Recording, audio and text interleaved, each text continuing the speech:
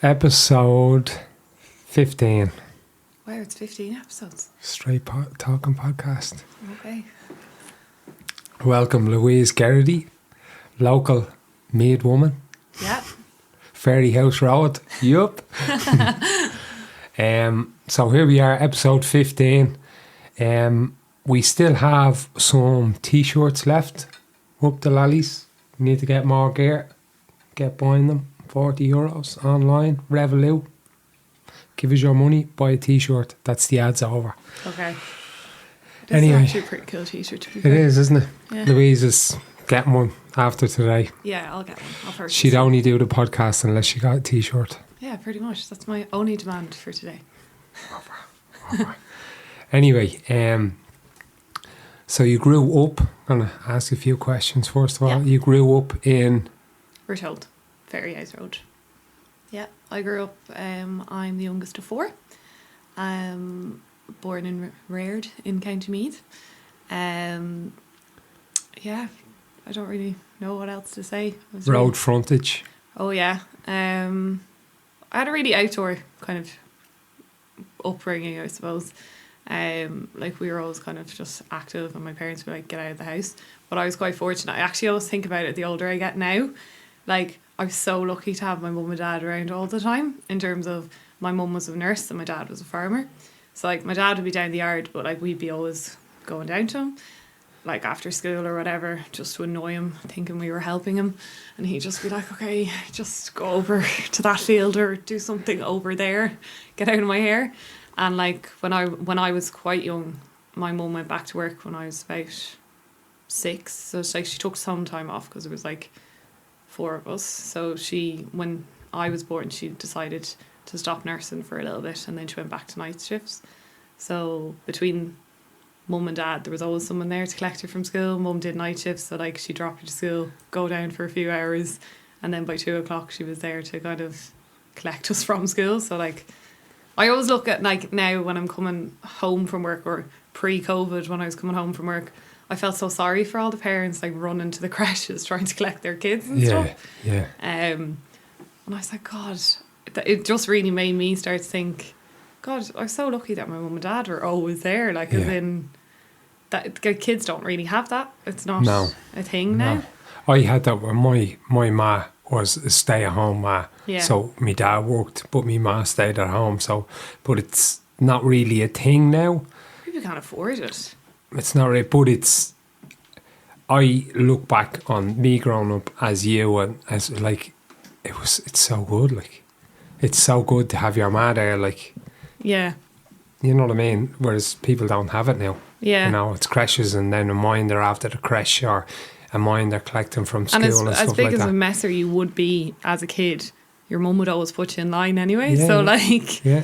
I don't know if kids have that nowadays. I think I've appreciated it more in recent years. I don't know why. I think it's just more because I'm exhausted doing my commute, and then I'm like, how do women do it? Or how do dads do it?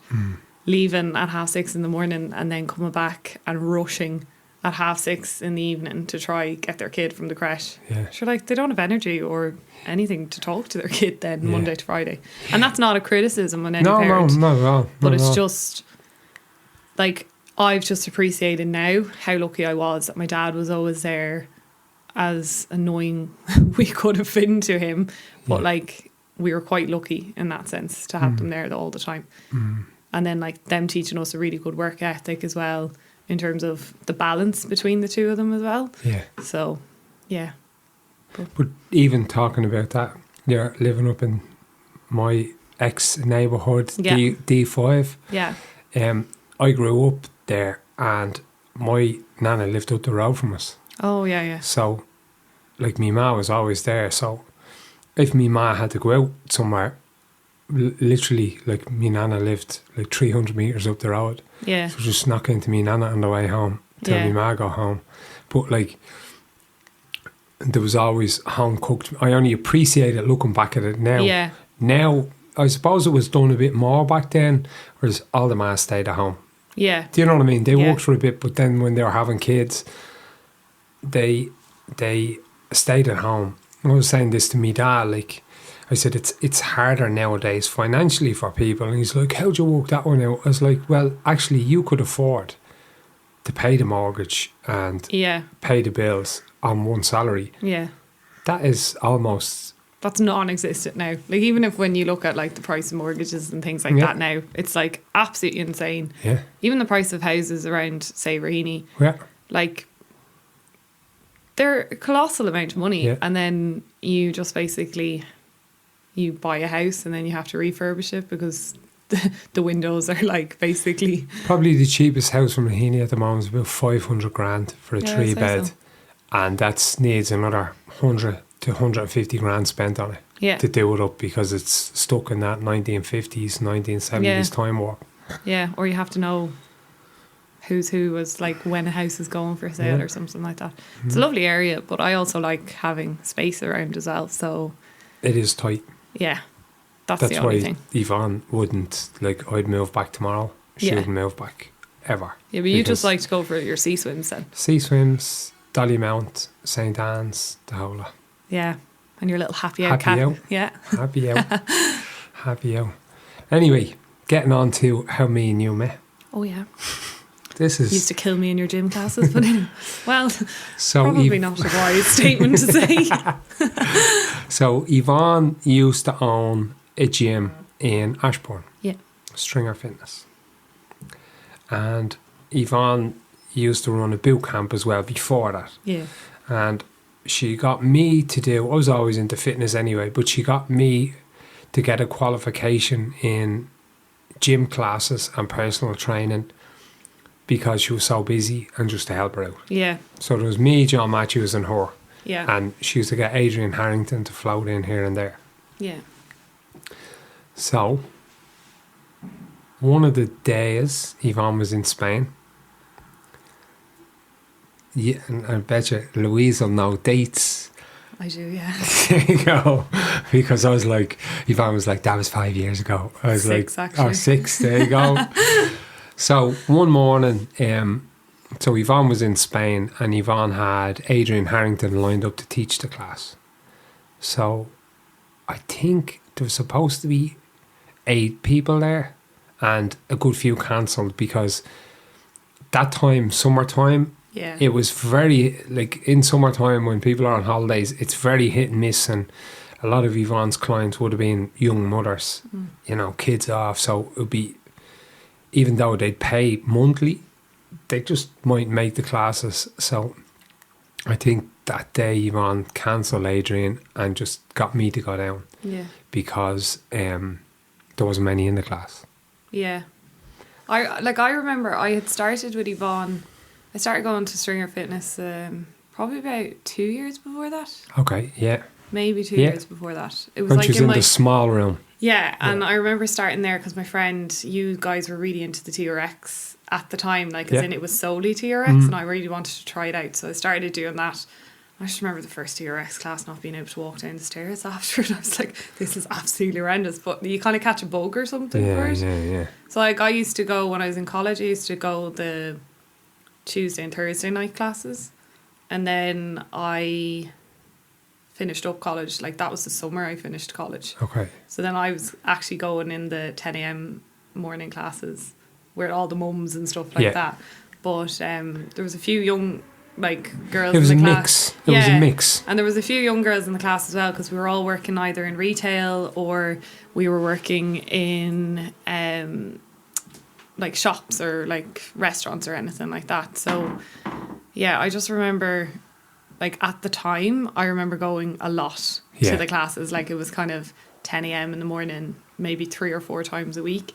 Purely because I just finished college. I was freaking out about what I was doing with my life. And then, because when you finish college, everyone's like, what are you doing next? And you're like, well, I just did an international business degree. I don't know what that qualifies me to do.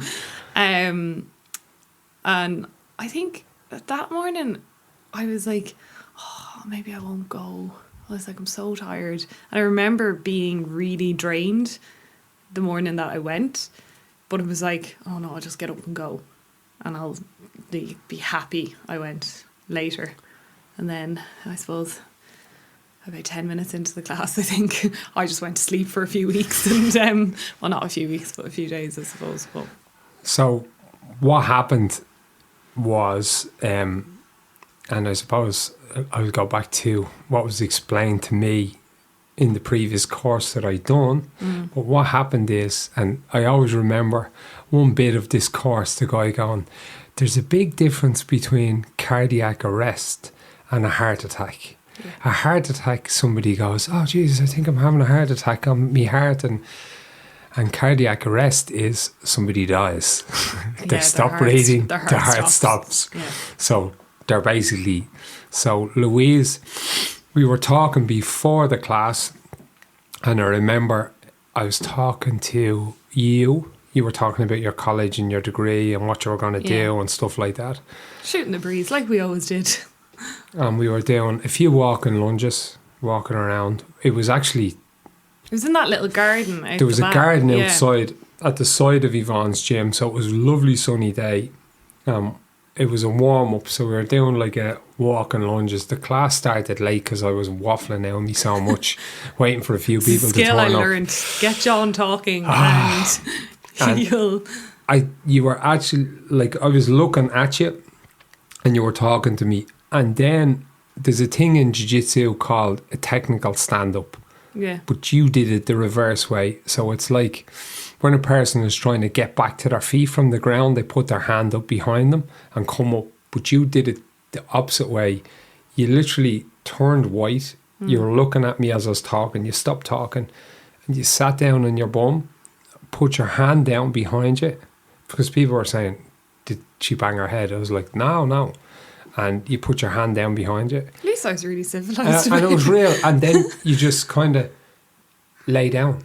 Yeah. And I remember in the course, they said, we were all like, so how do you fucking know? And it's like, it's better to get a fucking dig in the head off someone when you're trying to do CPR on them going, get the fuck away from me, you weirdo. Yeah. And them actually fucking dying. Yeah. So what had happened was I went over then and I checked for breath, I checked for pulse, I checked your arm, I checked your neck, and you go to the nose to see if there's any breathing or anything like that.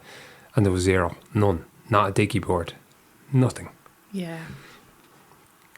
Yeah, it was, like, I obviously don't remember any of this. And, like, when I say, like, everything kind of, like, I always think now everything kind of happens for a reason, because, like, you weren't meant to be doing that class. I wasn't really meant to be going to the class. I kind of decided, no, I'll just get up and go. Yeah.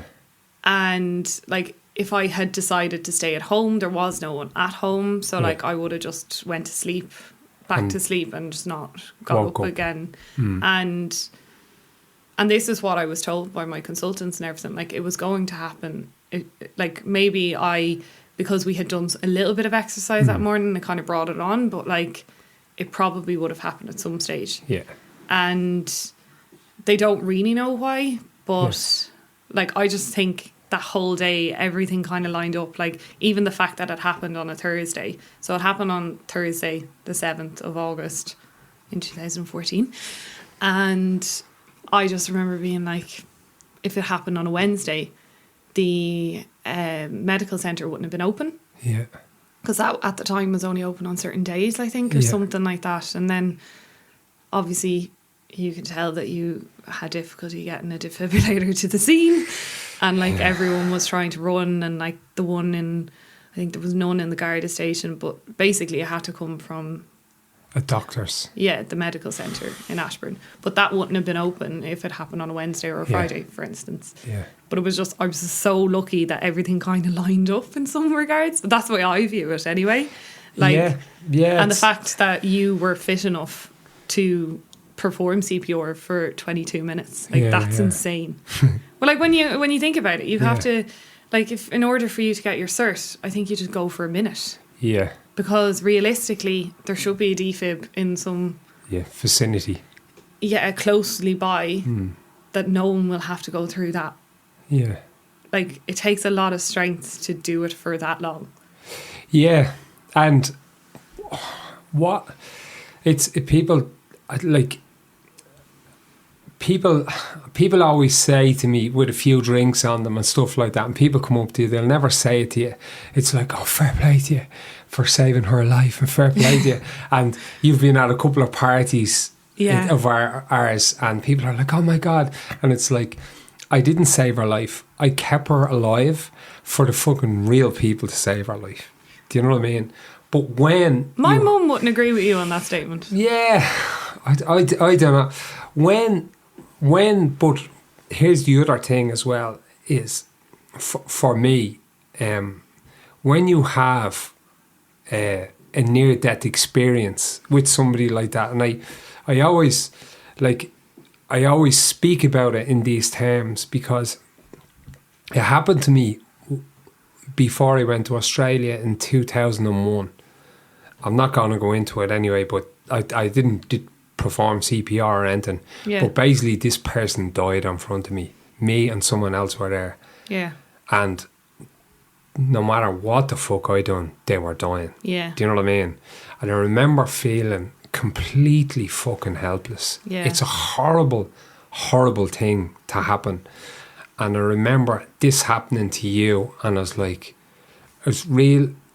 You get real kind of competitive about it. I don't know. It's like you're saying to yourself, no fucking fuck right off. Well, I was lucky that you were like You weren't saying that. But it's like, no fucking, it's mad. It's mad. And the near-death experience thing, I'll only describe as my experience, and the event has brought us closer. Yeah. And the reason why it's brought us closer is because I look at your Instagram and I come across you every now and again. You still train with Yvonne.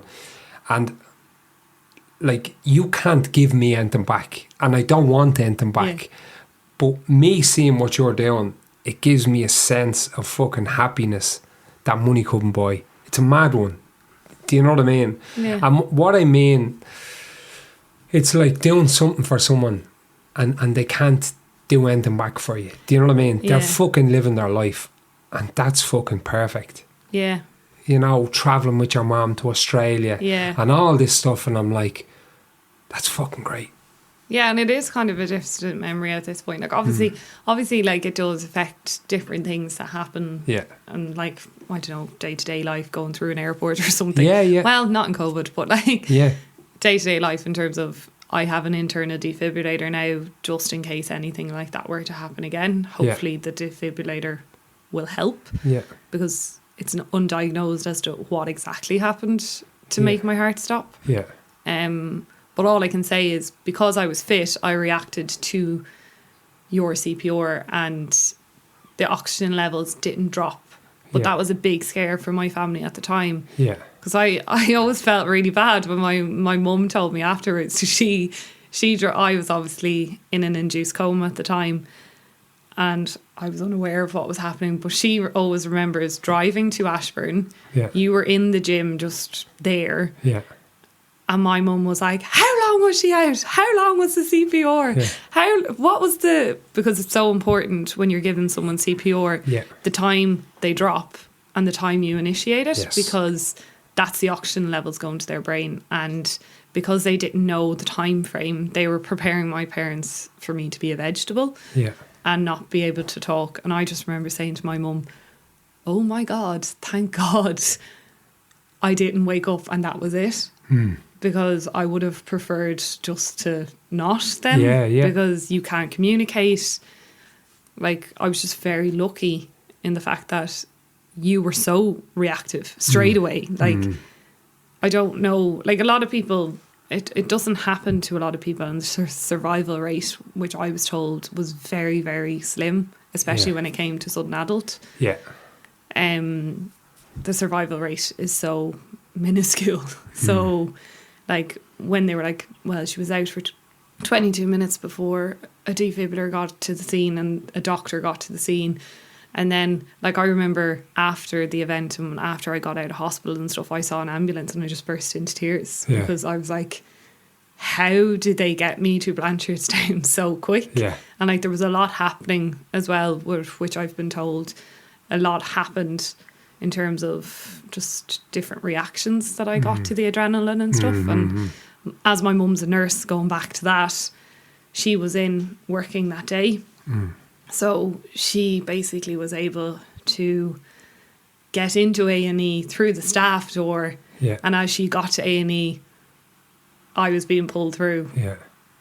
And she saw way too much that a mum should never see. Yeah, yeah. Like, you wouldn't even, I don't know, for like Max, like you shouldn't, you wouldn't be able to see Max or Christian that way, or anyone like of your family. But and I don't want to take away by telling people to need to do, like, when I did my CPR course, the guy in the CPR course, I did it with the Irish Red Cross. Yeah. And he said to me, you're probably going to use this on somebody you know or a family member.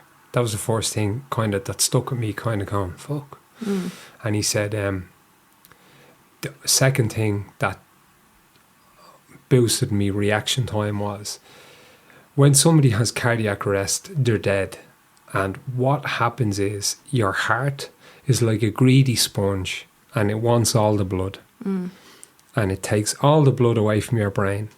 So in order for you to keep the person alive, you press that sponge and the blood shoots to the brain, comes back down again, and you press again to the brain and back down, and you're keeping the brain alive. Yeah, active. Active, yeah. But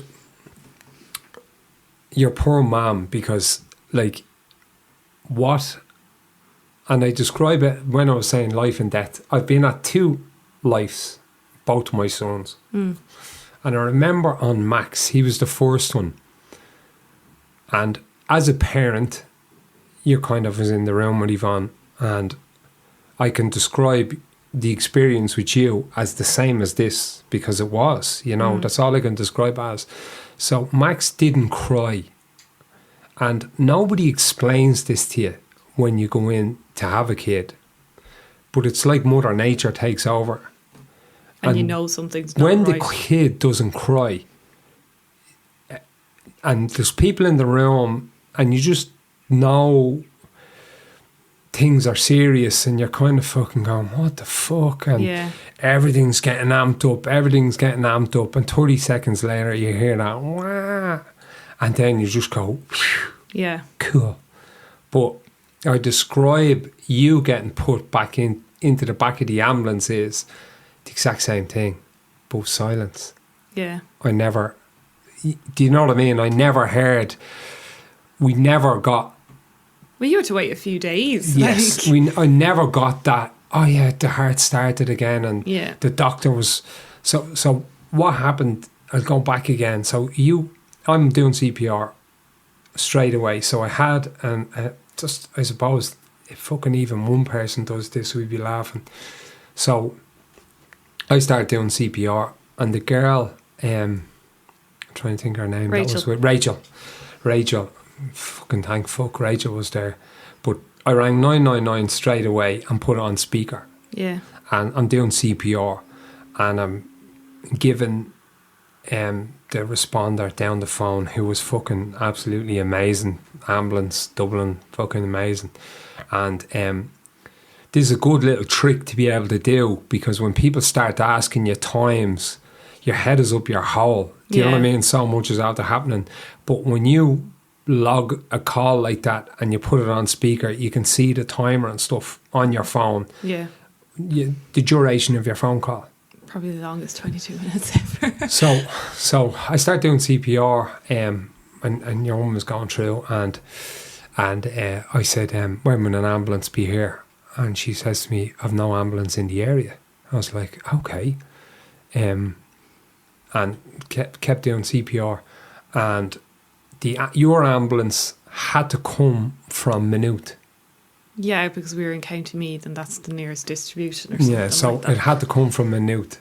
Now, so what happens in that type of scenario? So I'm doing CPR on you, and now Rachel has gone off to try and get help, and I sent her off, and some people are coming out of local shops and stuff like that.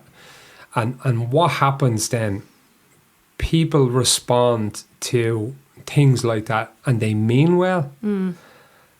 but they respond in very different ways, and sometimes ways that are not helpful. Yeah. Like somebody wanted to pick you up and start saying the rosary. I got that. And told them to go fuck themselves. Just leave me alone. Let's say the fucking rosary. Lift her up, put a coat on her.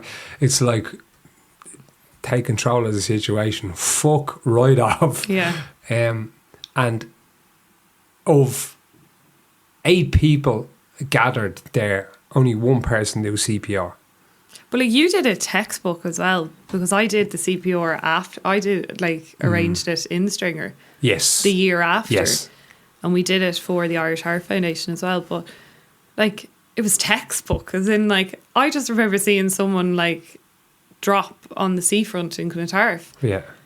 And I was literally like, and that's what made me say I actually need to get a CPR cert, just to, so that if I see that happening again, I won't have a panic attack. Yeah. And I won't be useless. Like, but they always tell you when you're doing your CPR class, get everyone to back off, check the area, make sure it's safe for you to start it. Yeah.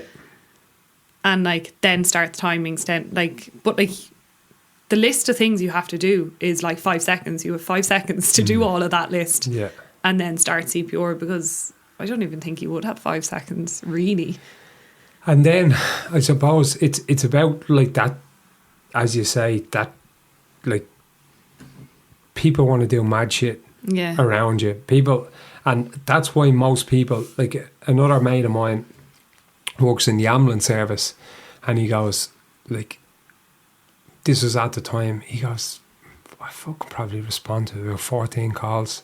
And he goes, by the fucking time we get there, it's 14, 15 minutes in.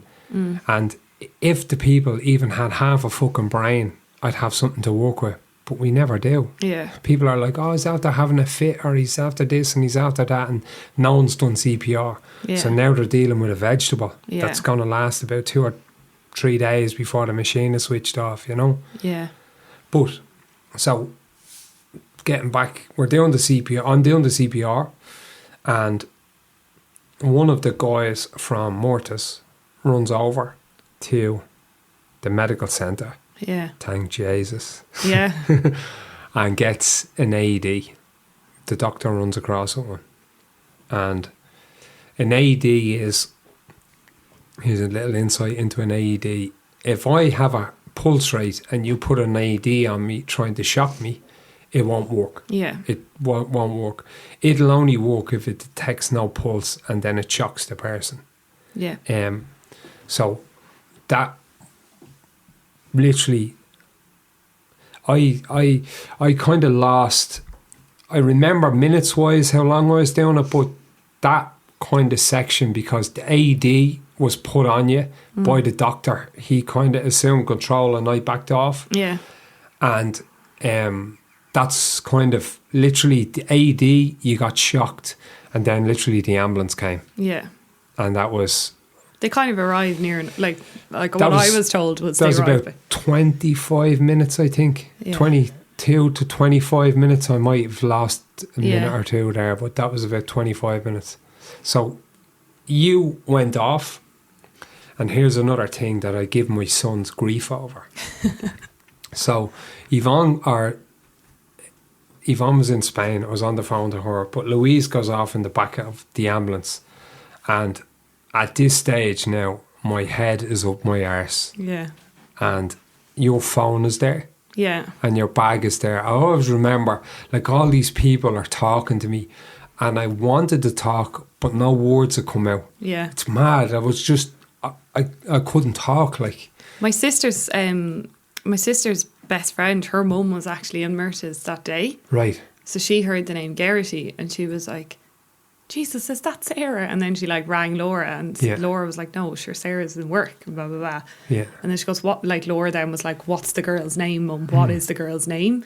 And then I think one of the lads from Myrta's, like, they would know my dad as well. Yeah.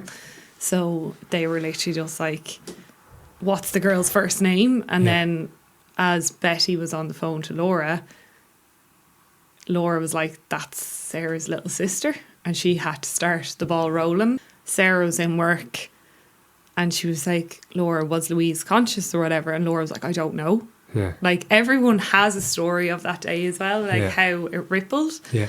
And so then Sarah called you, I think. I don't know how she got your number or anything like that, but she just remembers being like, was she like alert? Yeah. Like, they all thought I was being dramatic because like I used to do musical theatre and stuff. So everyone was like, oh, typical Louise, being dramatic. Like, even when Sarah rang my mum goes, well, was she conscious? She probably just didn't have breakfast before she went to the gym. And like, it was just a ripple effect. Like, Sarah called you, she asked you, was I conscious? And then the way your voice literally sounded on the phone, she was like, oh God. Yeah. And then she had to get a taxi out to Blanche. She was trying to get in contact with everyone in the family. Obviously, you were trying to call my dad. Yeah. He was too busy golfing. No, but like, he was doing his normal, like, he's retired. He was doing his like normal, like, routine of a Thursday. And that's why I go back to, if I didn't go to the gym, I'm sure there would have been no one at home with me. And I just remember the knock-on effect of how everyone was getting in contact and things like that, and trying to, like, well, I've been told all of this. Like, obviously I don't know any of it, but like, I had your phone, and I always beg my kids, I'm just like, please don't put a code on your phone. Please don't put a code on your phone. Yeah. Because what will happen is, if you're ever in an accident or that happens, the person that's left with your phone and your bag when you're on the back of the ambulance has nothing. Can't fucking ring anyone. Yeah. Like, it's like this phone that's 600 quid and this bag, it means nothing. Yeah. Because you can't fucking, but I gave it to Morta, and then I went into Morta and he said, Louise's dad has an account here. I was ringing their dad, and but also getting Jerry to answer her phone, good luck. Like, yeah. And in that spiel then, the Ashbourne ambulance guys, Liam O'Shea, who was at Ashbourne, Fire Brigade, Liam O'Shea, who was brilliant after the event. He was really good. He said to me then at the time, he goes, you're fucking lucky, 25 minutes is not bad. That week, 2 other people had cardiac arrests. Somebody died up in the Stag's Head, and another person died over in Deer Park. So there was like, within 4 days, there was 3 cardiac arrests in Ashbourne that week. And I think the guy in Deer Park, they responded to him after 40 minutes. Yeah. Like, it was kind of, you were blessed in so many ways. Yeah, someone was definitely someone was definitely looking after me. So many ways. But then what happens after an event like that, the Ashbourne ambulance guys, and I can't thank them enough, civilians, normal people like me, they fucking eat that type of stuff up, but I was bleeding traumatised after it. And they provided a trauma counsellor and stuff like that, which was done, which I really, every time I see Liam or see the lads, I'm fucking grateful for that. Do you know what I mean? Because... But it was really hard for you as well, because like obviously I was asleep, but like, I say asleep, I was in an induced coma to try save my organs, but like, you, like, Yvonne was still in Spain and she was trying to get back then, because obviously she was like, well, I need to get back, he's been through something, but she couldn't get back. So then like, you were just on your own, and your mum was probably like... Yeah, but I remember as well talking to your mum, and I remember your mum going, like, asking me the questions that day. I wasn't in the gym. I said to Yvonne on the phone, I was like, stick that gym up your arse. I'm not fucking, I'll fuck you, your gym, everything like that. And I was in the, I don't know, I can't even remember what I was doing, but I think it was the next day. And I was going up to Morta. I don't know what I was going up for. And I met your mum in the car park. Mm. And your mum started asking me them questions. And I remember, and what happens then is, I gave all this information to the ambulance guys, but the ambulance guys were from Maynooth. Yeah. They actually didn't know how to get the fucking... They were going to bring you to Drogheda. Yeah. They were going to bring you to Drogheda, which your mum said if she went to Drogheda, she would have fucking died. Yeah. With the amount of period to get up there. So they brought you to her hospital, which was Blanche. But I remember, like, saying to your mum, like, now, like, and one thing I'd say to anyone, like, and if you lived or died, it's like, I done everything. Yeah. As, like, everything I could, do you know what I mean? And I was saying to your mum, your mum was like, no, you didn't do it properly, or you mightn't have done. I said, the minute she hit the fucking ground, yeah, I remember getting kind of emotional, going, like, as a parent to a parent, going, no, I promise you, like, you know what I mean? Your mum was emotional. I remember saying that to her, and she was like, oh my God, really, really? And I was like, I had everything logged on my phone, time, everything like that. So at least she would have fucking walked away from that. Maybe 60% saying he's full of shit and 40% thinking he did it right or didn't do it right, you know? I think she was looking for confirmation that morning because, like, obviously it hadn't even been 24 hours at that point. Maybe it was just 24 hours.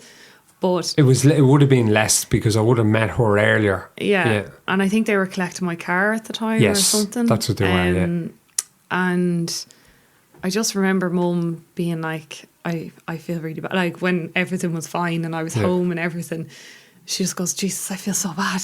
Like, I attacked him. She was like, I feel terrible. Yeah. And then as I would, as a parent, like, but you as would a parent, that's normal. And that's as a parent, getting the news that, like, we don't know if she'll wake up. Yeah. Like, we're just trying to preserve her organs to see if we can give her a chance. Yeah. To fight or whatever. Yeah. And I still, like, obviously it's the CPR you gave me, but I was also quite fit at the time. Yeah. So my body was able to fight. And the AED as well. Yeah, the doctor with the AED. So there was a few few great things that happened. Yeah.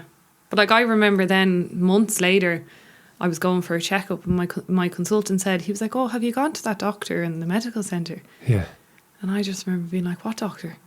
Yeah. And then I went with, like, it was around Christmas time, and I went and I was just like, with a thank you card. I had gone to the lads in Merthyrs and I was like, thank you so much. Like, giving them a box of chocolates, and they were literally like, what? And then I remember my consultant mentioned the doctor in the medical centre, and then I was like, okay. I was like, but I've never gone into a centre and, like, someone actually looked at you like you were dead. Yeah. Because he literally was just like, like, he got, like, his face went white when he saw me, and my dad and I were, like, standing there just being like, are you the doctor? And I was like, well, his face is saying he was. So, but, like, I was very lucky that it just all aligned, I suppose, and it wasn't my time or anything like that. But it definitely was down to CPR and, like, knowing that. And then I was like, a while later, I was like, I need to get my CPR. Yeah. I have 2 nurses in my family. My sister's a nurse as well. This is disgraceful that if someone was to drop, I wouldn't be able to help. Yeah. And it is quite a helpless feeling. Yeah.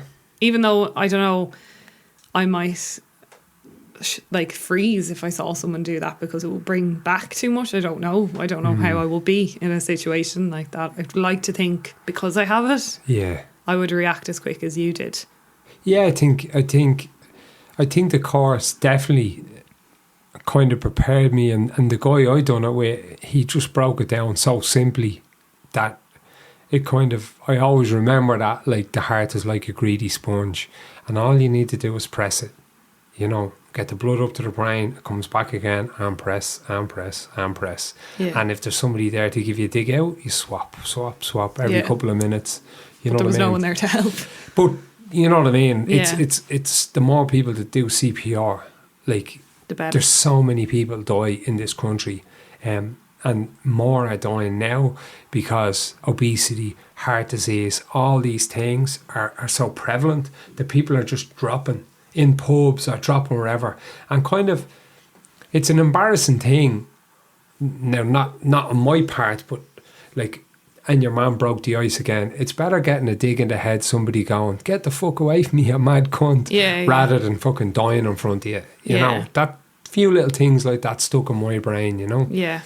And, but I suppose after the event then, your rehab and stuff like that, when were you kind of first conscious then after waking up in the hospital and all this So I had short term, obviously, like your body reacts a different way. So I was kind of like, my family and I joke about it. It's probably not a good thing to joke, but That's why I like it. Good dark sense of humour. yeah, good dark sense of humour. But we used to say, like, I was like Dory from Finding Nemo. When they brought me out of my induced coma, I was in it for 3 days, so they started to bring me out of it. And I do remember, like I would have quite a strong faith, and I just remember like our local priest being there as well. Like I got a flashback of that as well, like weeks later. But he was standing when they were bringing me out of it.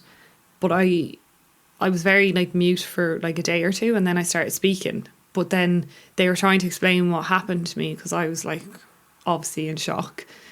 But they have to explain it every like 15 minutes, or any time there was like a lull.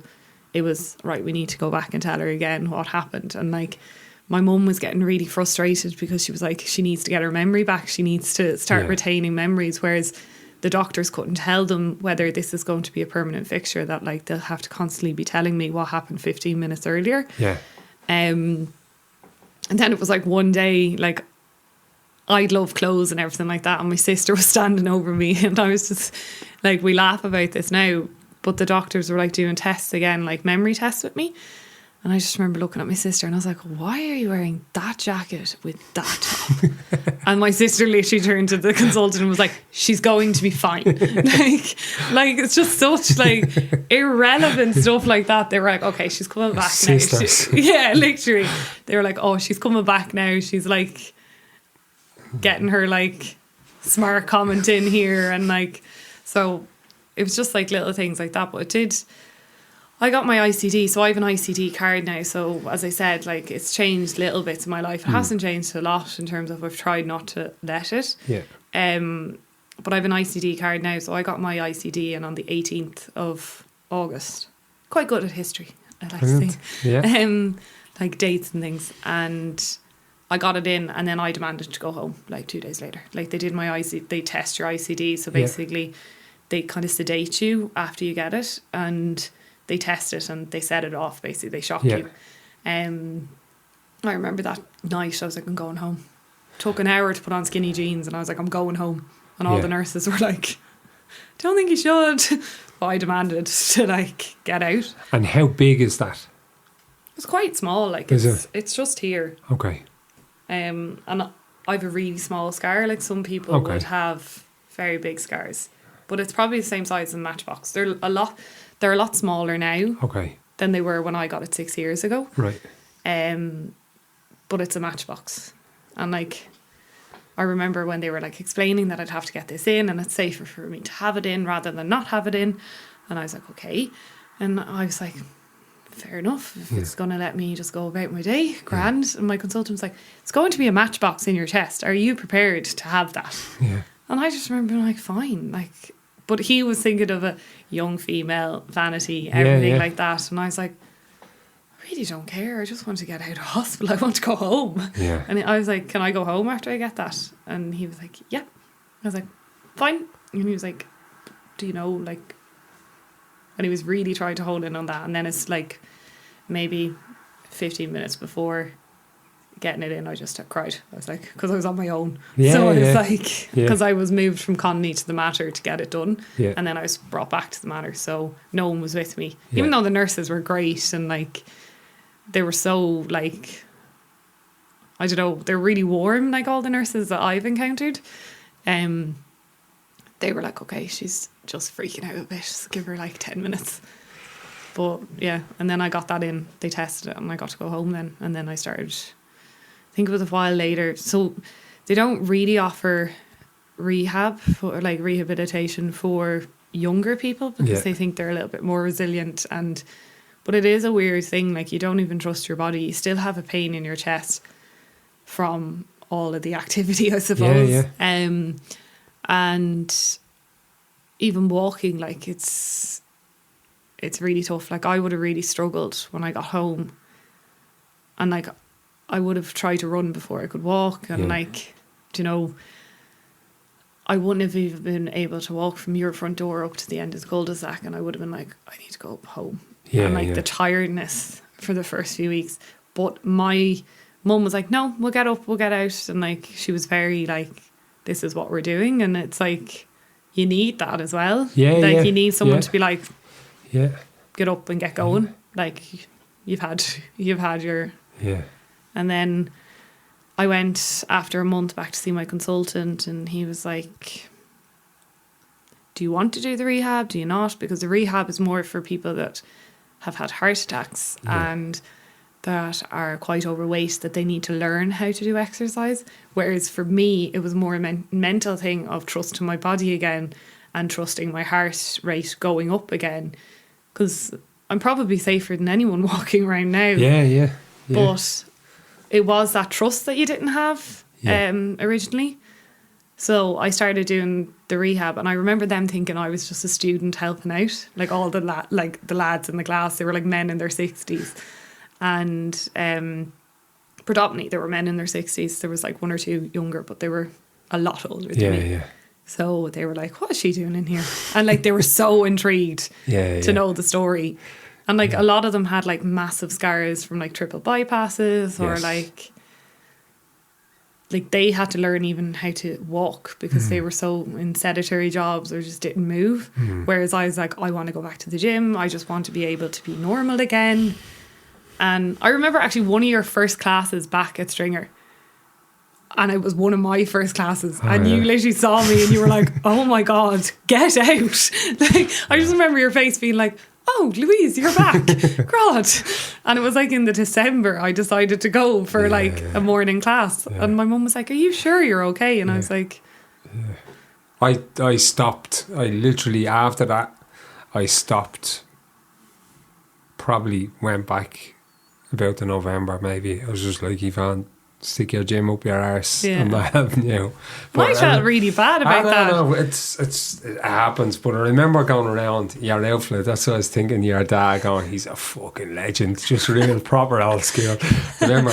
So me, Yvonne, I think Max was with us, maybe the two kids. They were so much younger. Like they're such grown-ups now. Like Max was climbing, jumping, and we're in your front room. And I remember like your mum was lighting cups of tea and your little dog Scooby and stuff. And I remember we were talking to you. Just you were only home. Yeah. And your dad, you know, that real like North County Dublin made farmer, just gone. She's got a pacemaker. She's probably the safest person in the room. You know what I mean? If you like getting a kick from a horse to the heart, she'd be grand. It's like fucking legend. Yeah. That was funny. But you kind of need people like that around 100%, to not 100%, baby you or like fuss about you. Like obviously they fussed a little bit when I got home initially because they were like, will she be okay to walk? Like, will she? Like, whereas then after 2 days they're like, you're grand, make your own tea. And like I remember I wouldn't move my left arm when because you weren't supposed to lift your arm up high when you first get it in. And then after 2 weeks, my mum was like, you're going to lose that arm if you don't start moving it. And I was like, okay. So, like, they'd be very straight talking. Or the other story you told me about your dad, like, you were literally only home and he was taking a horse out of a horse box or something. He was getting you to walk in. It wasn't actually when I was just home, but basically it was probably about 2 months after it, and I was obviously at home quite a bit. So my dad was like, will you come down to the yard and help me and Stephen? And like, they're not small horses, like they're actually quite big. And like we used to do it all the time when we were younger. So I was like, and he got me to like stand behind the horse while they were trying to load it, which is a nervous horse that didn't really go in a horse box anyway. And my mum came back from work and she was like, you were doing what? He was like literally, and not one, like my brother didn't notice it, like my dad, I didn't register it. All of us were like, sure, it's fine. And my mum was like, are you all stupid? And we were just like, oh yeah, like my scar's just healed. Oops. Like, but like not one of us registered. Like that's probably unsafe for me to stand behind a horse, and it might actually kick out. But some people need that fucking. We're in the real world now, not making a fuss over them. Get back in the game. No messing. Well, that's what you need, I suppose. That's probably why I bounce back so quick. I don't know if I bounce back quick or not. There's no time frame for things like that, I don't think. Well, I suppose you were back kind of doing a few bits and pieces in December, and then you kind of done a few trips after that. You went to Australia with your mum, and Yeah. your sisters got married and stuff like that, and you done a few bits and pieces. Well, I started after. working as well. Like, I had been working in Zara for like part-time, and then I was basically moved up to full-time because I was still freaking out before my cardiac arrest as to what I was doing. So I was full-time in Zara, really. And then I was like, okay, now I gave myself a few months off, and I was like, right, now I actually need to start thinking about what I like to do and things like that. And then I started my job, and like the second day on my job, a girl on my team was like, oh my God, someone just dropped at the traffic lights in front of me. And I was like, oh my God.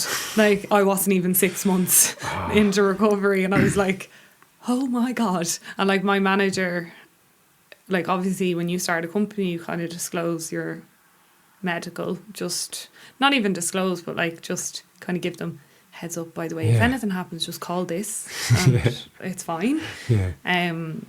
But I remember him looking at me being like, are you okay? Because they were like, are you sure you're all right to start working? Or but yeah, that was, and like I started working then. I think I was very fortunate in, as I say, what lined up on that day for me, but also the time it happened. Like, some people could be at the height of like their career, or like I was in a lull period where I was like, what am I doing? Like, it was like my body was like, okay, if I'm going to do it, I might as well do it now, because you have a little downtime. So like, it shouldn't happen to young people or anything like that, but it's so unforeseen that at the time I look back on it and I was like, it gave me, I suppose, a sense of reality. It also made me recheck what I want with life. And I also learned a lot of lessons at the age of 23 that it takes some people till they're 33 or 43 or whatever. It takes them so long to appreciate the smaller things in life that you have to kind of make yourself think about it again, I suppose. And I was fortunate that I was young, but then I learned so much from the whole experience after it. So, like, I'm quite fortunate that I learned that young, that I didn't waste so many years being so uptight, caring what people thought, or like just like general irrelevant stuff. No, I do get you. And I think, like, when an event or something like that happens, it kind of makes everyone close to you or your family kind of sit up and take notice of what's important and what's not. Yeah. You know what I mean? And my family would be quite close now. Because, well, we were always quite close, but we're a lot closer than we were. Yeah.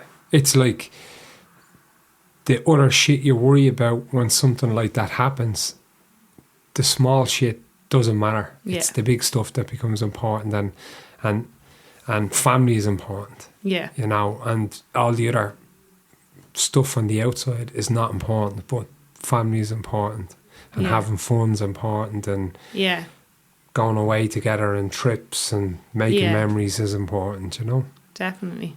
But I remember when after that, and I was like, how do I thank John for everything he did? And remember, I nominated you for the Local Hero Award, and then you wouldn't answer your phone, so Yvonne had to go on the radio, and it was like mortal. But it was actually, I hope that your boys can look back on that when, like, I'd say Max is obviously at the age now. I remember the two boys being like, who is this girl? They were young, like, Max was 10. Yeah. And Christian was, what, 4? Yeah, he would have been young, yeah. And, like, I just remember them being like, who's this girl that my mum and dad keep talking to? Like, what? Who is she? Yeah. And then I wrote the letters so that you could give them that when they're actually old enough to, like, realise what you did for someone.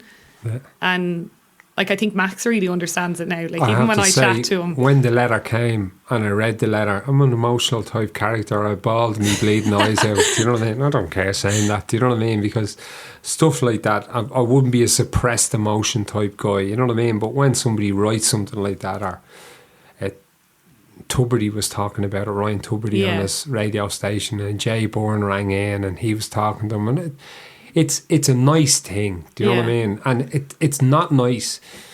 It's not nice. I don't mean for my ego to get inflated. It's nice that this person could have died, and because something you done for them, they didn't fucking die. Yeah. And now I look at your Instagram and you're on holidays with Evan and you're going here, there and everywhere. Evan, I slag Evan, hashtag boyfriends of Instagram. Here, listen, I give him some photo creds sometimes, but like... We done? No, just giving you the 2 minutes. Sound, no worries. I give him grief, hashtag boyfriends of Instagram. I'm always sure, he's used to it, so it's fine. But it's great. It's like something small that I done, keeping you alive for the experts, and you're out doing this shit.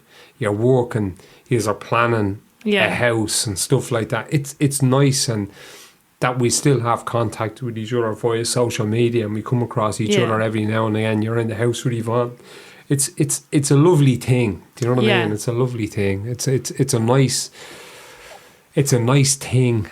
Because some people might never talk to the person again. Like, No. Whereas I think both of us made a like conscious decision of like just remaining friends after.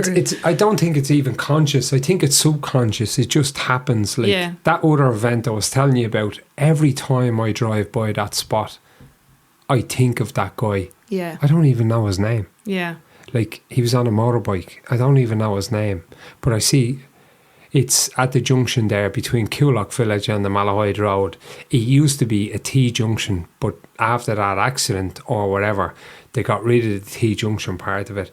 But every time I remember I used to stop there, and every time I drive by, it happened in the end of July, in 2000. Yeah. Every time I drive by, I think of the bloke. Yeah. Every time, like fucking 19 years later, yeah. I think of the bloke. So it's a nice thing to be able to do. Yeah. And hopefully... It also makes you human that you think about him. But I don't think a normal... Like...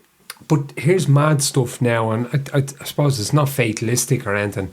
I just think like that I look around and go... sometimes at myself, and I think of these things like how many people just drop out in fields on their own, or that are out there on their own, or I'm in a crowded room. Like, since that, a couple of people have gone down in front of me as well after that, and you get that, oh shit. I'm not going to get involved in this one. You get that, oh shit, and they kind of get back up or something. You're kind of, thank fuck, thank Jesus. Oh, but no, it's a subconscious thing that we have. Yeah. Do you know what I mean? And it's you're looking at someone, and I suppose it's maybe doctors or nurses and all these people feel this kind of, that's why the job drags them to there, because like 9 times out of 10 it's gonna fail. But I was lucky, you were lucky. Yeah. Everything just shone on us that day that we had so much luck, and we're fucking doing a podcast now because we were fucking lucky. Yeah, that's true. I mean? It's very true. You know? And so, and then after that, you were saying your family became closer. Did you think of, like, did you view things slightly differently? Did it give you... 100%, because I used to get so worked up about, like, just little different things, and, like obviously you get anxious about certain things, or like what you're doing or things like that, and people, that's a natural emotion. But like, I really, like, I'm lucky in the fact that I just think like there's so much else happening. Like, you really just need to like take a minute and like put it into perspective. Like, I got that really good perspective at a very young age, and that's why I say I'm lucky with what happened to me, because people get that perspective from life events. Do you know what I mean? Like, from not as big of life events, but they get it through years of experience, and they get it through their kids. Or whereas I got it before all of that, and I got it at a really young age, and I got to say, like, you always had a good relationship with your parents. I always had a good relationship, but now I appreciate them a lot more. Like, it does make you just really prioritise and be like, well, they're not always going to be there. So, like, spend as much time as you can. Yeah. Experience different things. And, like, also, if you don't want to do something, don't do it. Like, like, some people are such people pleasers. And, like, it's not that I'm not a people pleaser, as in, but I suppose that event kind of made me rethink my friendships with people. And, like, I have a really good group of friends and stuff like that as well. But everyone has their own stuff going on. But also, I think it made it a lot of people around me recheck things. Maybe I'm thinking too much into that, but and I'm not being very articulate. I don't think so, because every now and again you kind of go to a funeral and you go, oh jeez, yeah, I needed this and I needed that. And my experience with that, it made me change a lot of stuff, like shit that I'd be thinking about. It's not fucking important. Like, you'd be left here and, like, say for instance your bag and your phone, and I always remember, like, my mum was married twice to my dad, but I have 2 sisters and a brother, and my mum had them before I came along. And my mum always grounded us, like, growing up. My dad and my mum came together when after, of course, he died, but her first husband, his name was Brian, and he was a foreman on, he worked as an electrician as well. He was a foreman on the construction of Ballymun at the time. And he was going to work.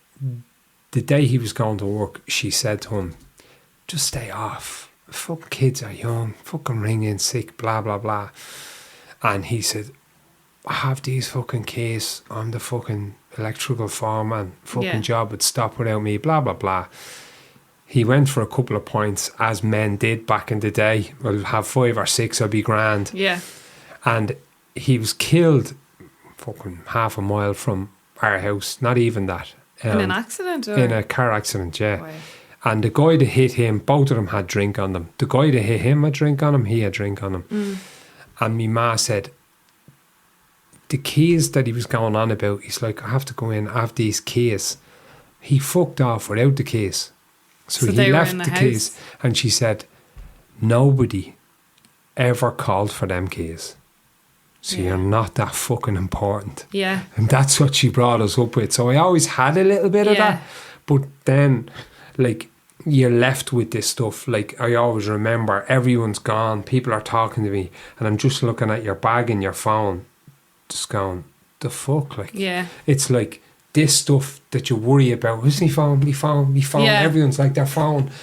If something happens to you, no one gives a fuck about your phone. Or no. Well, like, it's not like I'd walk out of the house without my phone anyway, but like...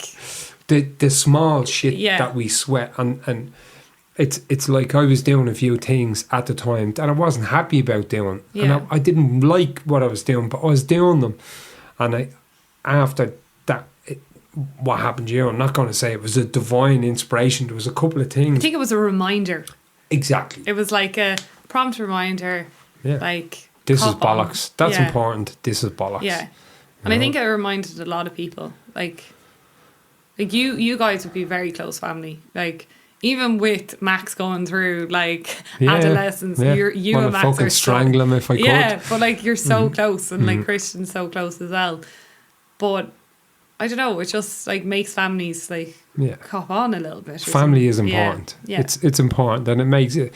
And friends are great, and I have friends and stuff. But really, it's like, it's my mom, it's my dad, it's your mom, it's your dad, and it's your sisters, and kind of you put up with the partners. You know what I mean? But it's the real. I do have a brother as well, and everyone gets really shocked that I have a brother. They're like, "You have a brother as well?" And I'm like, "Well, me and the sisters live in, like, we're called."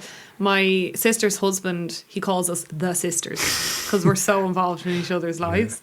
And then Stephen, like my brother, is just so like, oh, sure, let them at it. Like, but yet he would be very close with us as well. Like, as in, we chat a lot. And when he wants to talk, he'll come and talk to you. But we never press for that. Yeah. No, that's the female way, I think. Matriarchal family and all that. That's the female way. But I suppose... So you call Yvonne's sisters the sisters. Fucking hell. At least Max has a little part-time job in there and he throws a few quid Yvonne's way. They're fucking here more than he is and they fucking eat more and drink more in the gaff than Descend fucking on the he house does. with the bottles of wine and Prosecco. Fucking, and you say, oh, you're here again Sunday. We're sisters. It's like, all right, yeah, sound. I'll just get out of my own house. Yeah, that's fine. No, it's gas. She knew that when you married her. I know. So like, No, when they've sisters, you marry the fucking sisters as well. You don't just marry the one. It's the sisters come part, very of, accurate, part yeah. of the deal. Pretty come much. part of the deal. Yeah. You know.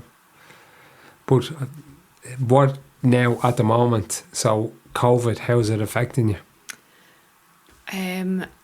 Well, work isn't great. That, like, I started a new job in March, so unfortunately I was made redundant for it. But the whole time throughout COVID, I was like, do you know what? We're not actually going through that much hardship. And I don't mean that to sound, I don't know what way I mean it to sound, but I just mean it in a, there's so many people affected so horrendously bad by it in terms of their health. And like, it is really affecting people and their health. But my family, touch wood, haven't been affected so like by it. And that's what I keep reminding myself. Like, so I was made redundant, but I'm just like, right, I have my health, I'm fine.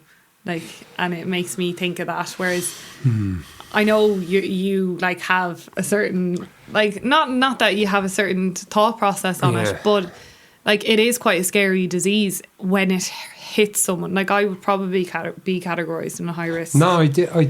But it's great to be able to.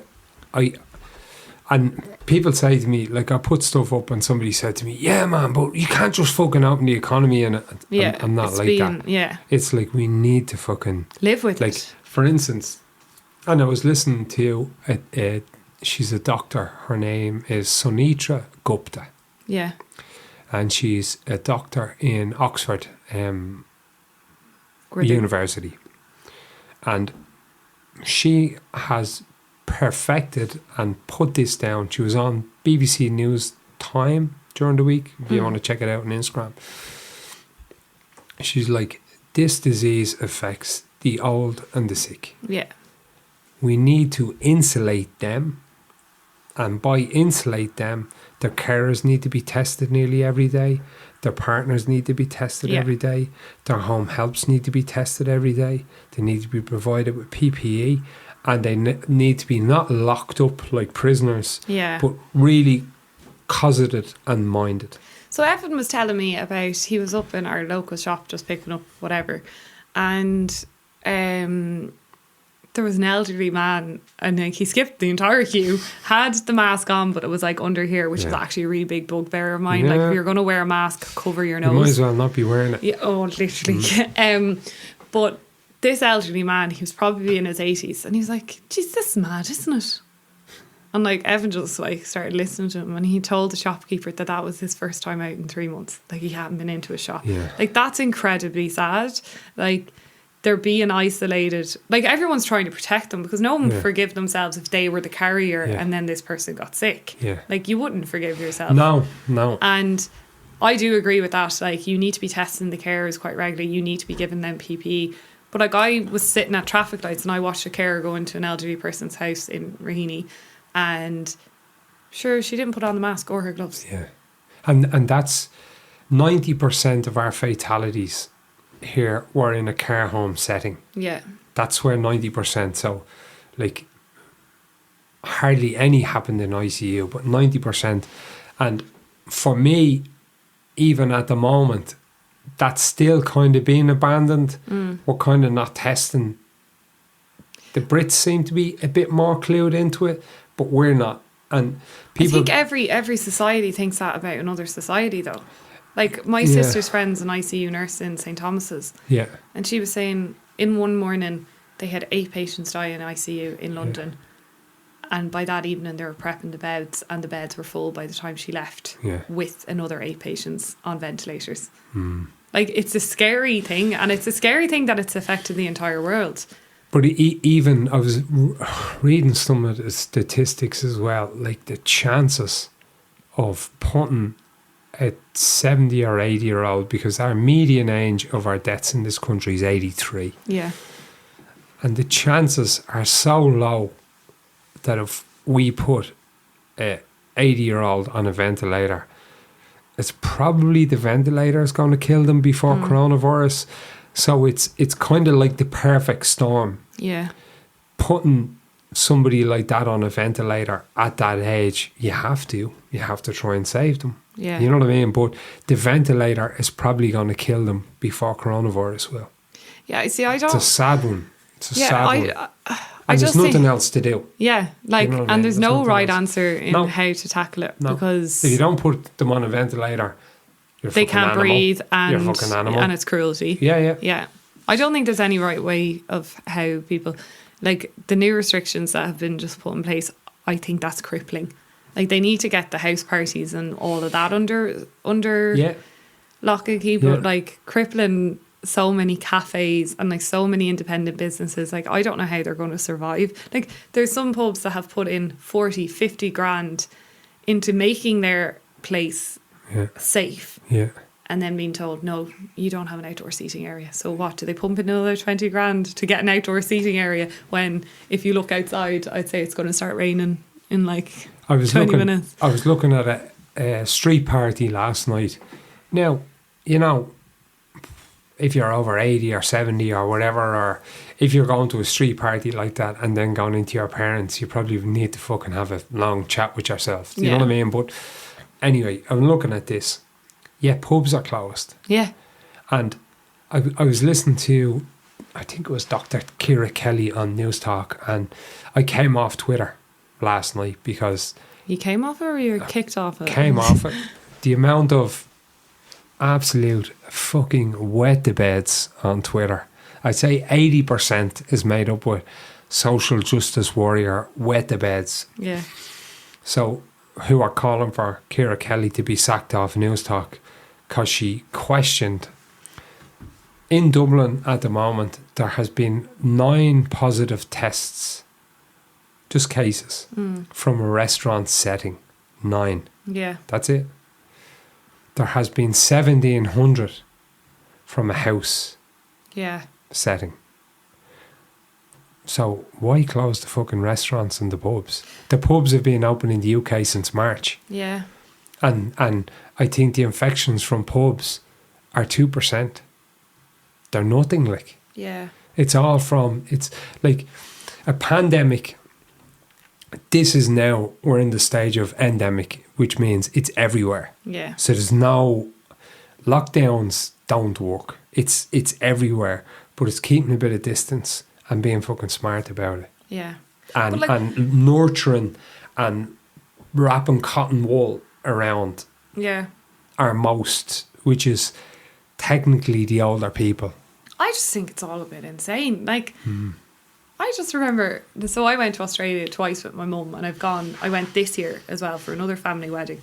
And what had happened was when we left on the 7th of March this year, there was 1 case in Ireland at that time. Yeah. And like we were getting on the plane and we had our Dettol wipes and we had our hand sanitizers. What was that going to do? I have no idea. But anyway, and like we were like saying to ourselves, well, we should be okay. Sure, when we arrived in Melbourne, there was like some Formula 1 racing that was due to happen. Australia was grand. Yeah, but when we got there, it was kind of like, oh, well, coronavirus isn't here, so we're fine.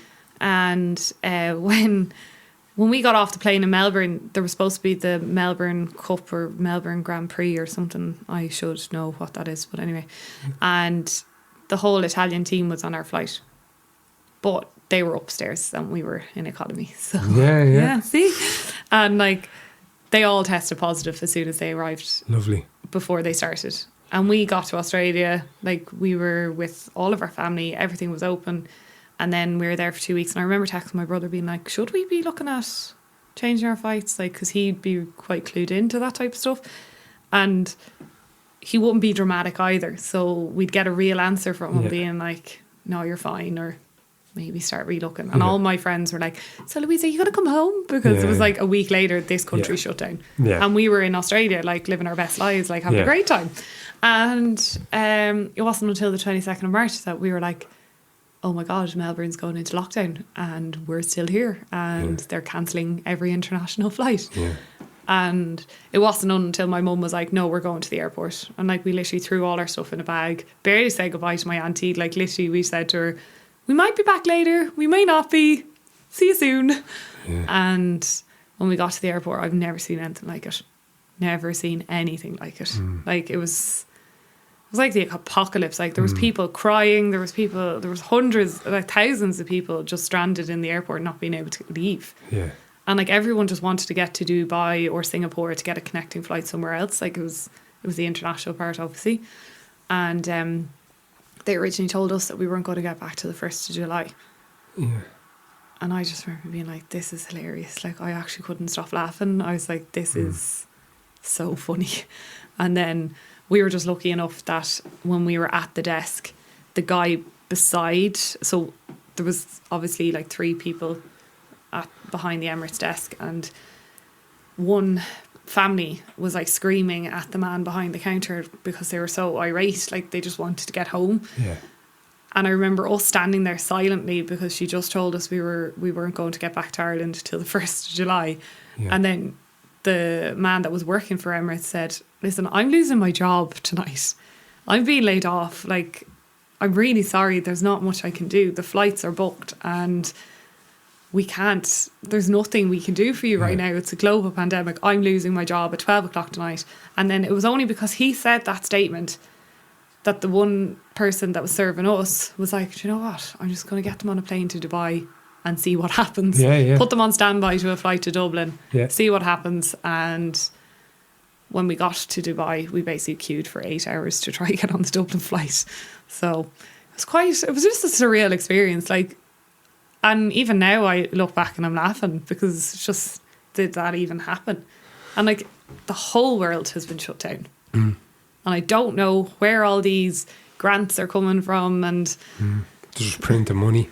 like, literally, I'm like, what's that? Like, that scares me when I start looking at that type of stuff. Yeah. But I also don't try to look too much into like the whole virus because I'm just like, I'm tired of hearing about it. I'm angry with our response, our government's response, because they seem to be making it up as they go along. Yeah. And like people, and the communication hasn't been great. it's terrible. And people say to me, "Oh, yeah, fucking open the economy and fucking throw all the old people under the bus."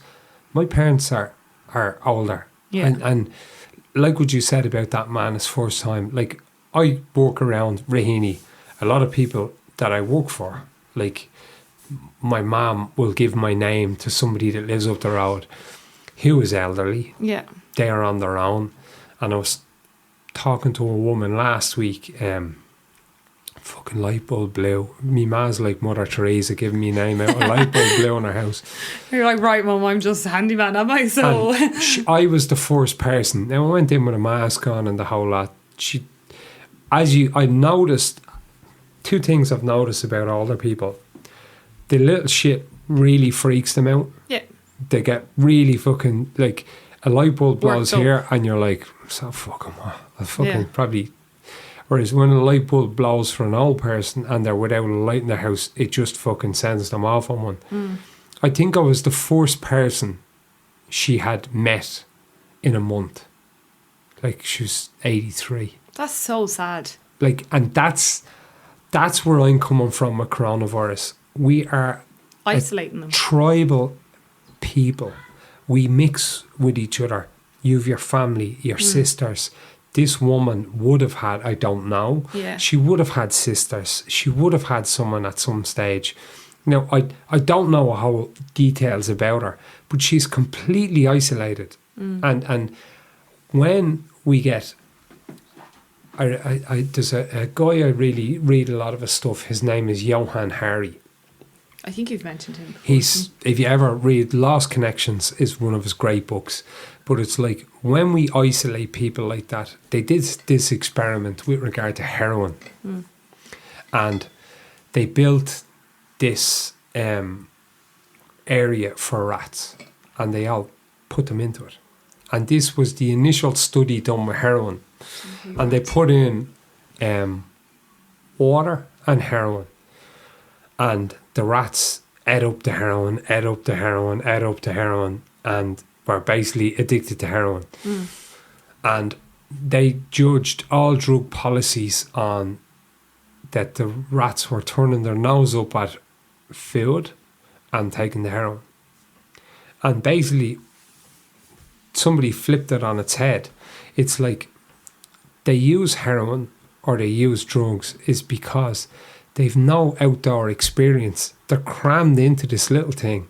Sure, what else would you do? Yeah. Do you know what I mean? So they're stuck somewhere where they don't want to be, and they fucking eat all this heroin till they fucking die. Yeah. Rats. Humans are the same. We need interaction with each Yeah. other. We need to meet. You need your sisters. Yeah. Your sisters know you. You talk to your sisters. You understand them. Or even if you don't talk to them, you just sit there. When we isolate each other and you're just communicating via phones or social media, it's not the same. It's not the same like as interaction. Well, it actually, the first few months actually saved one of my sisters because she was in her early stages of pregnancy. Yeah. And like, good luck trying to keep a secret. So, Yeah. like, she was like, in one way, it helped me in some, like, keep my secret because I didn't have to see anyone. Yeah, yeah. Because she wouldn't have been able to hide it from us. We would have been like, glass Prosecco, and she would have said no, and we were like, what's wrong? Yeah. But no, I get what you mean by that. As in, we need that interaction. Like, you can't just live on your own. No. I don't know.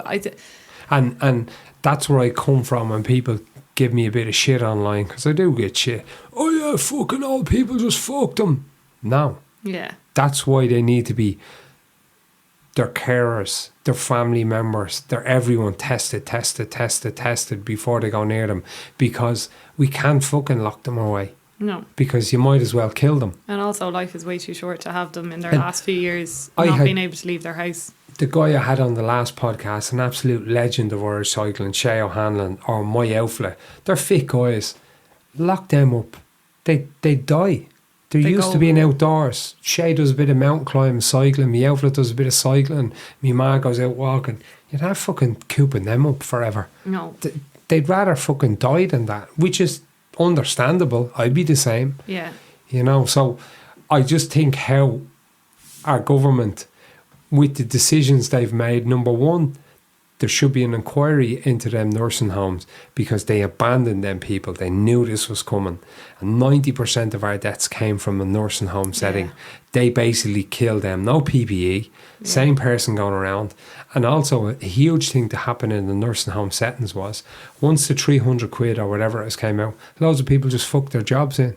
Yeah. That were working in them settings going, I only get I fucking 370 a week, I'll take the 350, fuck them. Yeah. And you had now one nurse doing the job of 5 people, because loads of people just took the 350. Yeah. You know what I mean? So there was, and you can say, oh, they're cunts. No, that came from the government. Lack of leadership. You know what I mean? No clear direction. But lack of, like, I suppose, checking of who's signing on and who's not. Like, there was guys that had local shops and everything, and there was like students being like, no, I'm just going to sign on for COVID because I'll just say I lost my job. Yeah. And, no, that happened. And there was some people checking to say, well, where are they working, and are they in receipt of payment? And like, you should have to provide, I think, proof 100%. that you aren't in receipt of any payment at the moment. But then, because it was such a, we don't know what to do, and there's all these people that won't be able to pay bills, we just need to get payments out to them ASAP. And I get that reaction time from them, but I do think the lack of communication in recent weeks, it's just like, no one's tuning in anymore to the like, even last Tuesday, I haven't when looked at the news in ages. but even when that five level or 5 stage thing was released, there was no like, this is going to happen this evening, and get everyone to sit down and have that speech. I suppose I think they're damned if they do, and if they're damned if they don't at this moment, because they've so much to go back. Yeah. But also, it's so unknown where this is going, and we're also going into flu season now too. But here's the, and we have to be able to live with that. And flu season kills under 5s. Like, under 5s die. The youngest person to die of COVID in this country was, I think, 27, and they had 3 prior. So I think in the age bracket of 25 to 65 up until last week, 111 people have died in that age bracket between the ages of 25 and 65. 111 people, and 109 of them Since March or since? since March, yeah. And 109 of them had 3 priors. So either diabetes, heart problems, cancer, leukemia, whatever. You know what I mean? The majority then, the oldest person to die of COVID was 105. Yeah. And the median age is 83. So it just goes to show you it's kind of, but still they're people, they're grandparents, they're someone's parents. I'm not saying fuck them, but our government and whoever was involved abandoned all them people in nursing homes. Do you know what I mean? It was kind of locked down the hospitals. They moved all the people, the older people that were in them hospitals, back to the nursing homes. So they brought the infection out of the hospital back to the nursing homes. And spread. There was one nursing home down in Athlone there. There was 17 people in it. 15 of them died of COVID. Something crazy like that. Yeah. It was a small, I remember, it was a small amount. And I think if there was 18 people, 15 of them died. Yeah. Like, they all brought the infection out of the hospital with them, and just, like, you know, Raini, the Geraghty retirement home, when you go into a retirement home, I only know this from when my grandmother was there. The average is about 18 months. Yeah. So when you go into a retirement home, you last about 18 months. That's the average. My grandmother was in that Geraghty retirement home for 10 years. Whoa. Yeah, she was fucking... She's like, I'm not going anywhere. Never drank, never smoked, nothing, just real healthy. She was there for 10 years. And the turnaround, like, I was down, I used to go into her nearly every second day. Yeah. Because I lived in the area at the time. And when I'd go in there in flu season would take at least 8 to 10 of them out of it. Yeah. There was probably a population in there of about 40 of them. So you'd know all the people, do you know what I mean? Yeah. From going in, visiting. Anytime, it was a real nice place, because anytime you go in to visit her, you get a cup of tea and a scone and stuff. It wouldn't be real. It's a real nice place. You get a tea and a scone. Yeah, it's a nice place, you know, but that's what happened then. Do you know what I mean? Yeah. Now, I'd say it's slightly different now, but, like, not making light of COVID or anything like that, but that's where we're kind of at. But since the 1st of August, 18 people have died. Yeah. So, like, we're fucking crashing the economy for fucking 18 people. Like, in March, when the first cases were coming in, they left a young fella with COVID in Glasnevin School, sitting in the classroom for 10 days. What? Yeah. One of the first cases, he came in from a skiing trip, and he was in school for 10 days. Wow. You know what I mean? We're worried about masks and shit. I walked into a shop the other day by accident. Without a mask. By accident. It's like a hard hat sometimes. I work on a site, I get out of my van, and I'm fucking 20 paces, and I'm like, oh fuck me hard hat. Yeah. And I run back and grab it. I walked in without, and somebody turns to me and says, you haven't got a mask on. And she hadn't got a mask on, but she's saying to me about, I was like, oh fuck, I haven't got a mask on. I ran back out, put my mask on. But she hadn't got a fucking mask on. Was she working there, or was she... Yeah, she was working there. She goes, right. I work here. I was like, all right.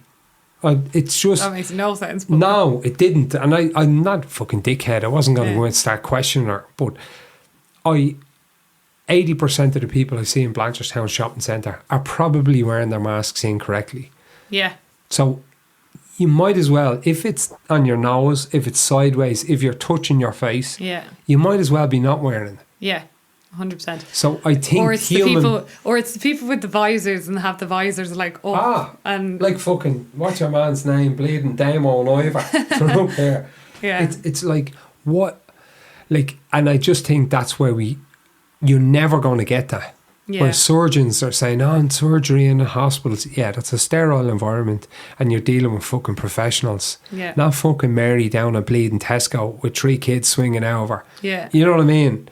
It's just, I think it's an impossible rule to follow to get people to comply perfectly. Yeah, but when I think about it, like from a public transport perspective, I like even before COVID, if I heard someone on the bus like coughing their lung up or like just like with a really bad flu, Yeah. I'd be sitting on the bus being like, Fuming. literally, I was like, why are you going into work? Because you're going to make everyone sick in your office. And also, you're making everyone on this bus sick. Or if like they're right behind you, I'm like, oh God. Because you know, if you saw like the videos of cough and how far cough and the germs travel. Yeah.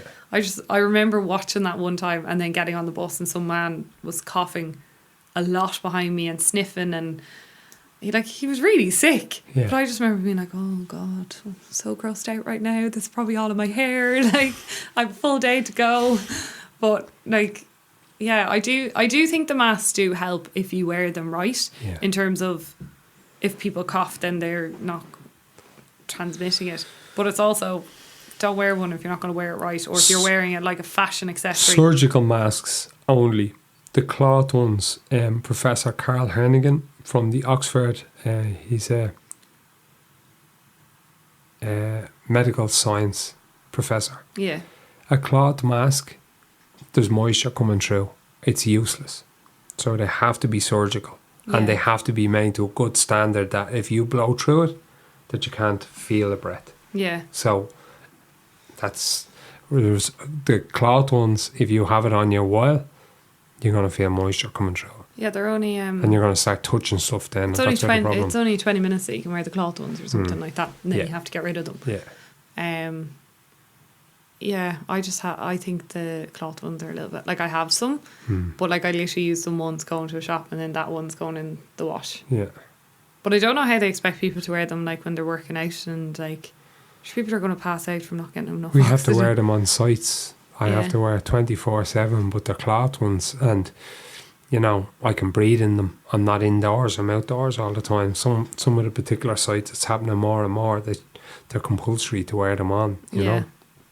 I just have But you're probably just happy to be back. Yeah, no, it's yeah. I'm very lucky, but I feel very sad for a lot of people I know that have businesses and that have finances wrapped up in businesses that are, I don't know whether they'll still be trading after this. Yeah. You know, for really,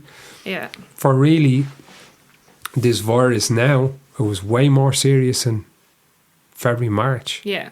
Than it is now, and they're saying there's going to be a second wave. Yeah, there may be when the weather gets a bit better, but it killed that many people early on. But I think they're all gone now. All the older sick ones, like, I don't think there's many of them hanging on because COVID would have wiped them out. I think it's just more the unknown of what the disease can do, and actually the repercussions to people's health. Yeah. Which they don't fully know. They don't know at all. And fully know. I don't know, it's just... It's a mad one. I was joking with my friend. I was like, I'm just over it. I'm so over it. But I'm fortunate enough to be like, I'm just over it. Like, as in, that's my approach purely because, like, I say I'm over it, as in I'm sick of it. Yeah. But like, I'll still do what I need to do to make sure that, like, take a little bit of responsibility for your actions or things like that, because it is everyone else's actions that are affecting, like, say, communities.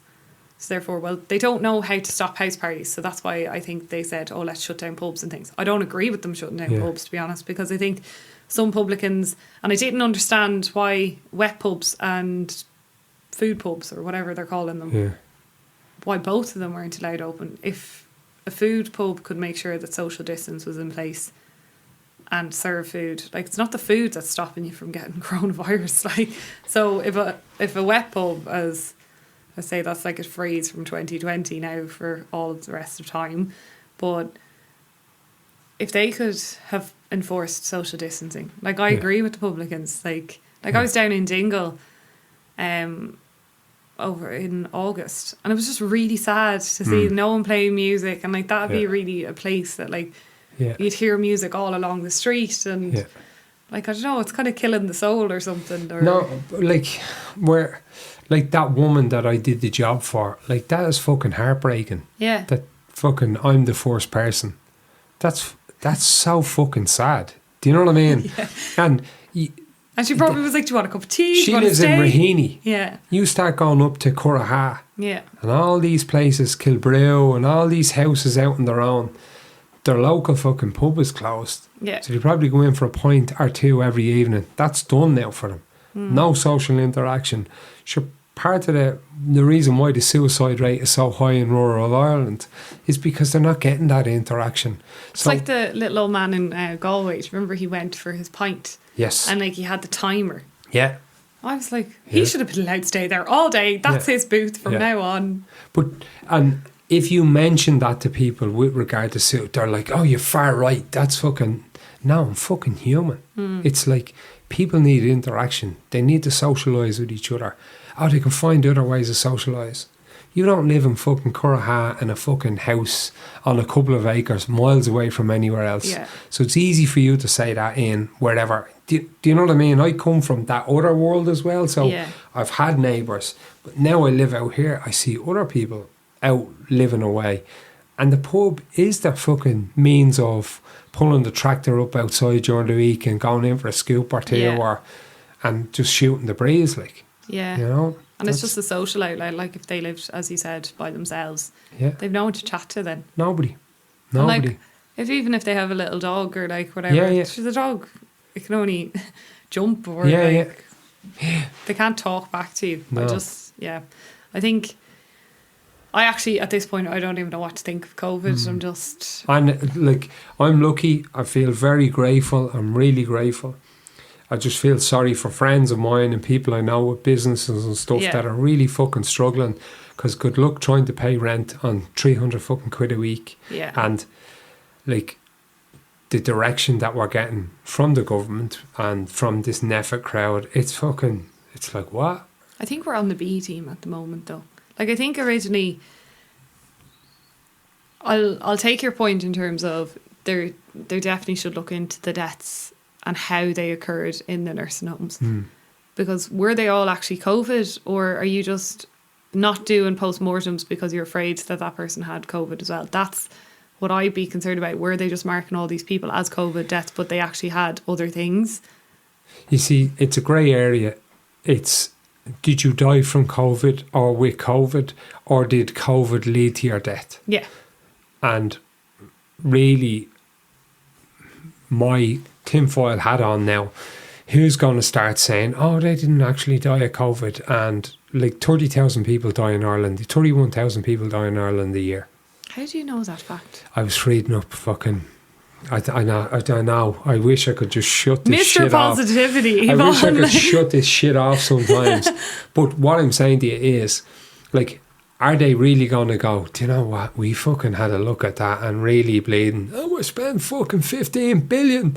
Yeah. Like, they're not going to do that. Yeah. Do you know what I mean? That's me. Who's going to go, do you know what, we were really fucking secure on that one and we didn't want, but we actually made a balls of it. They're not Yeah. going to say that. No. Do you know what I mean? So, and they're not going to have an inquiry into the nursing homes, you know.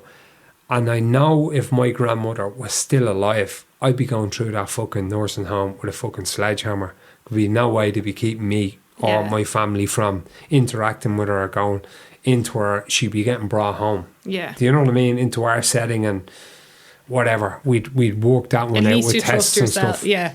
You know, and I suppose me even saying that, that's only because what I know in hindsight. Yeah. Maybe back then, if she was still alive, I'd be thinking, well, she's safer with us because we potentially could kill her. Yeah. You know what I mean? But And it's actually, it's kind of scary what people's thought process was. Like, you were afraid to go yeah. and hug your parents, or like you were terrified Yeah. of socialising with them, which is a really horrible Yeah. thing to tell people. Well, and like you were thinking, oh, I'm keeping them safe, so Yeah.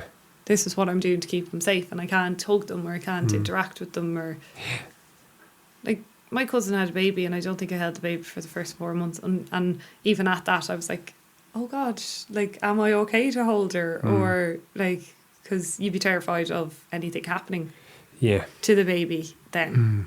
But I don't know, it's mad. I just think it's all crazy. Over COVID, but I think our hand is going to be forced. I see the ASTI, which is the Teachers Union, are taking a ballot during the week on strike action. So it looks like all the school teachers are going to go out on strike, which means all the kids will be getting sent home again because their place of work isn't safe, Yeah. which is understandable. Are we having a lockdown? Is my place of work safe or is it unsafe? So if the teachers go out, I'd imagine another few unions might follow them out. And I think that's going to put a gun to the government's head on fucking making a decision one way or the other. Because at the moment, there's cases. I think the ICU, as of last night, had 3 people in it. Yeah. So the curve is well and truly flattened, but there's cases. I Yeah. know But we have to be able to live with cases being there there's going to be cases. and watch the ICU numbers and the hospital admission numbers. I think that's the really important numbers to be watching. And your mum would know this PCR test. We have this regenerative up at our cycles are 45, whereas everyone else is 25. So ours is so high that it could even be picking up dead virus. Do you know what I mean? So hence all the positive tests. But I think at the moment in Ireland we're averaging about 10,000 tests a day. Yeah. So 287 positive tests is fuck all really out of 10,000. Yeah. I think it's 300 between 190 to 280 something. I can't believe the teachers are thinking about going on strike. They're taking a ballot action on Tuesday, the ASTI. Yep. That's so incredible. So that means the secondary schools and the primary schools will all be gone. If that and as a ballot parent, is done, what do you think? well, you and Evan have a kid. One of you is taking off work. Yeah, but like I worked with loads of like young families and like they had toddlers. You'd be on a Zoom call and the toddler would be screaming in the background. And I was like, God, thank God I literally just have myself to look after. Like, because I'm struggling. And like, it is hard working from home. Like you do work extra hours because it's easier to log on at 8 a.m. because you're just rolling out of bed. And then it's easier to stay on till 9 o'clock at night because, I'll just log on and finish this email. Oh, sure, this came in after 6. I'll just do this. Like, it's really easy to do that. Yeah. And but just like some primary school teachers weren't even working and they were getting a full wage. Yeah. Yeah. But they weren't even logging on to teach kids. And I know it's incredibly hard, especially with different age groups and stuff, because they won't pay attention. Yeah. But like that's like a kick in the face to all the nurses that are keep going in and it's all the parents that were trying to keep working and have their kid some way educated. And I actually do feel really sorry for children because how far back are they going to regress because they're not getting interaction or the curriculum? Like even Max over there during the week, they had a football match together and the fucking teachers nearly had a shy hemorrhage and fucking dragged the football off them. Yet What a phrase. up here in the GAA they're having full matches. So there's no consistency anywhere. And that's and for me, I'm not bagging the teachers. I think they should go out and strike. And the reason why they should go out and strike, it's either safe or it's unsafe. Yeah. You're locking down restaurants and pubs. But yeah, I'm in school with 32 fucking teenage boys in a classroom. You know what I mean? So, and I blame the government solely on that. Do you know what I mean? You know, that's it's either safe or it's unsafe to work. But I definitely think they will go out and strike. They probably will. But I don't know if I fully agree with them doing it. But I don't agree with the government shutting down the pubs and things like that either. So, yeah. But like, I obviously don't have the answers either as to how to tackle And then, it. then teachers, you're a school teacher and your mum is elderly and you live at your mum because you're saving money to go home, as a lot of 85% of teachers in this country are female. Yeah. So you're going home to your mum and you're worrying every day, and like, it's either safe or it's unsafe. Yeah. So that comes from the government. Now, looking at Sweden, and people fucking, Sweden is a dirty word, but they're out of it. They just let it fucking do its thing. And Sweden have, here's another, I wish I could shut my brain off. Sweden have 2.5 million people over the age of 65. Yeah. We have just over 500,000 over 65. Right? They lost 5,500 people, roughly. Okay. We lost nearly 2,000. They'd social distancing. They'd no masks. They closed nothing. Okay. We closed everything with masks. So per 500,000, who did better? Sweden did. Yeah. So maybe our approach to this is wrong, but our politicians in this country want to be seen to do the right thing rather than actually doing the right fucking thing, because they've no balls. They're spineless cunts. A lot of them. There's probably one or two unspineless cunts in there, but I have disdain for Sinn Féin, Fianna Fáil, Fine Gael and the Green Party equally. Equally. All of you. Yeah, all of you. Just Shy hate bags. Whole lot. Shy bags. But yeah, I don't even know if there's a right answer for any of it, to be honest. Like, me personally, I'm just trying to keep my interactions low so that I can go to my family and not feel guilty. Yeah. And it's about prioritising who you want to see and who you don't. And then hopefully in a few months they'll have a vaccine, or it's all just a really distant memory. Hopefully. I just think 2020 is a mental year, to be honest. I'm like, what is even going on? 120 days to Christmas. No, it's only like 96 now. Oh, 96, okay. So I'm looking I only know forward to- that because 98 FM were giving away €98 on Friday to win it, but I obviously didn't win it. And we're going to end this on a positive note. Fuck coronavirus. Live your life, but don't be a dick. Louise, great to have you on. Thanks for having me, John. We do what we do best and go off on little tangents. That's the rabbit hole is always the best place to go. Yeah, for we some didn't conversation. go across Netflix. So No, it went a bit tinfoil hatty there for a little bit, but not too bad. yeah, proud of us. No worries. Thanks, Mil. No worries. That is it. Give us a like on YouTube. Subscribe to our page on Instagram, The Straight Talking Podcast. We're off Twitter because it's full of 80% social justice warrior shite bags, and we're not on Facebook, so we're just cool. Yup. Very modern.